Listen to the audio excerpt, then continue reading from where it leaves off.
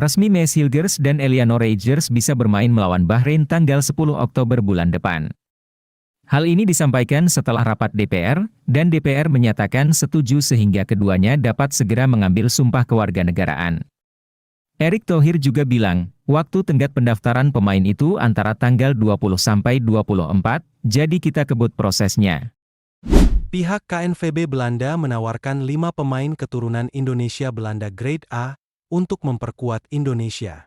Pihak KNVB Belanda menyoroti kesuksesan Indonesia di ajang kualifikasi Piala Dunia.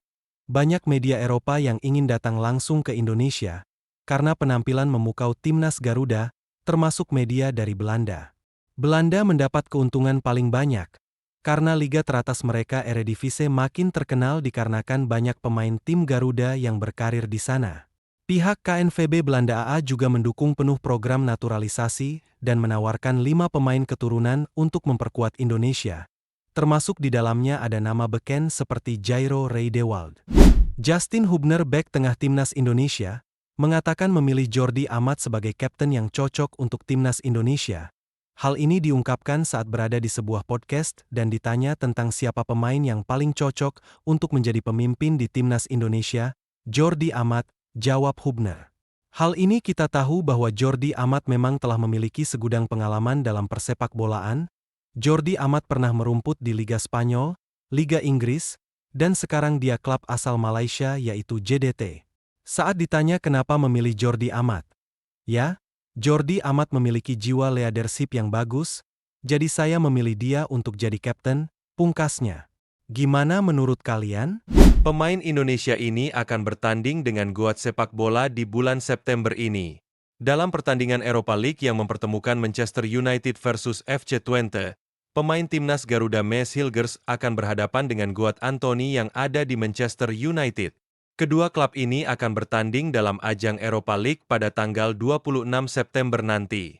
Pertandingan akan cukup seru karena kita akan melihat pemain Indonesia yang pertama kali mengikuti ajang Europa League. Bagaimana menurut kalian?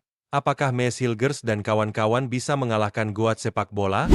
Pelatih Bahrain senggol Indonesia. Pelatih Bahrain yaitu Dragan Talajic mengomentari Indonesia karena hanya mampu bermain seri melawan Arab Saudi dan Australia. Seperti kita tahu, Indonesia akan bertandang ke markas Bahrain tanggal 10 Oktober nanti. Dragan Talajic berkomentar, tidak ada pertandingan mudah di babak kualifikasi terakhir Piala Dunia. Semua tim hebat, belajar, belajar, dan berjuang. Lihat Indonesia, hasil pertandingan mereka seri semua. Tapi kami mendapatkan 3 poin dari pertandingan melawan Australia dan Jepang. Jawab pelatih asal Kroasia tersebut. Nah, gimana pendapat kalian sob tentang ini? Tulis jawabannya di komentar.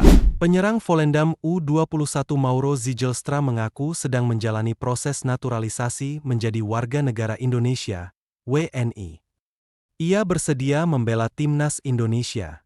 Pengakuan itu diutarakan Mauro saat menjadi bintang tamu podcast Done Deal. Mauro mengaku sedang mengurus dokumen yang dibutuhkan sebagai syarat menjadi WNI.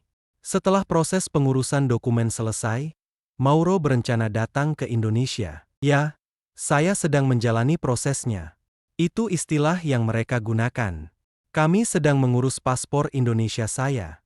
Mereka, PSSI, tengah memeriksa dokumen yang dibutuhkan dan jika semuanya selesai saya akan segera terbang ke Indonesia, kata Mauro.